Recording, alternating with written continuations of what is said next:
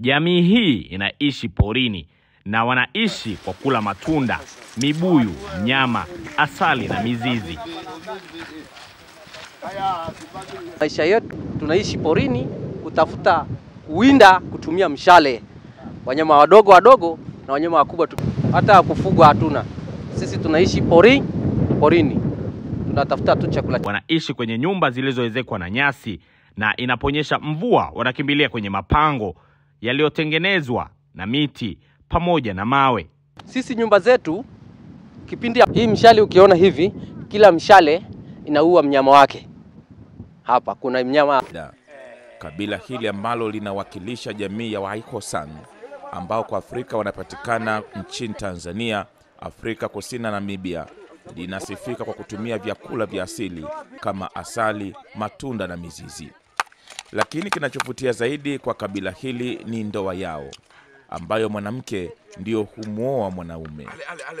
Hasa sisi Wahadzabe, unajua mtawala mkuu ni mwanamke, na wakati wanataka kuoana ina maana mwanamke ndio anayemuoa mwanaume. Katika harusi ya Kihadzabe, kijana kuvaa ngozi ya nyani ambayo ni ishara ya ushujaa katika kuwinda na kuonesha tamaduni zao. Hapa Lubumba Shwaka anajiandaa siku ya harusi.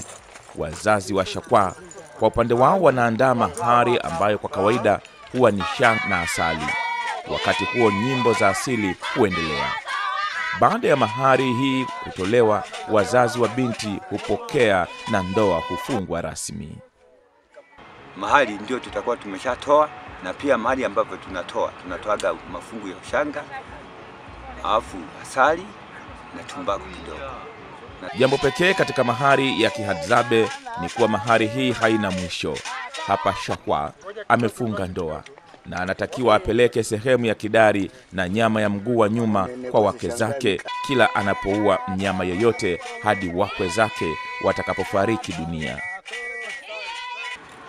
Mahali ya Muhadzabe waga haina kikomo, sababu utatoa mahali, lakini yule kijana ambaye atakuwa ameshahamia kule, itabidi kila atakapoua nyama, itabidi achukue mguu wa nyuma, kiuno na kidali, anawapelekea baba mkwe wake, kwa sababu watakuwa karibu tu hapo.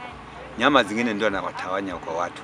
Chakula kinachotumiwa na Wahadzabe siku ya harusi ni nyama, huku kinywaji chao kikiwa ni asali iliyochanganywa na maji na ubuyu. Wanaume hunywa asali ikiwa kwenye gamba la kobe. Hii ndiyo harusi ya Kihadzabe.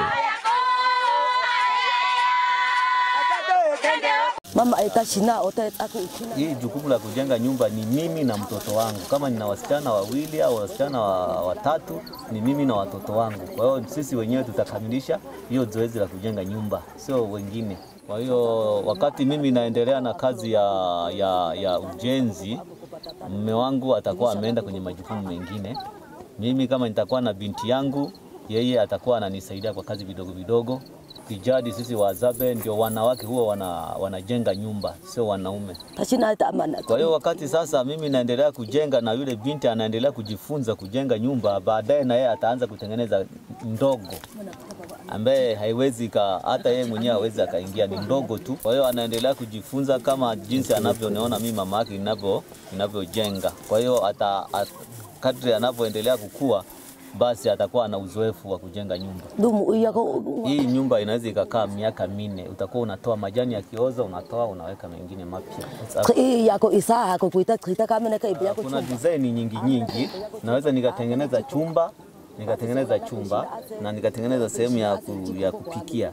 Lakini kama nina wasichana, naweza nikawa nimetengeneza hata vyumba hata 4 au 5. Lakini mlango ikawa ni moja tu.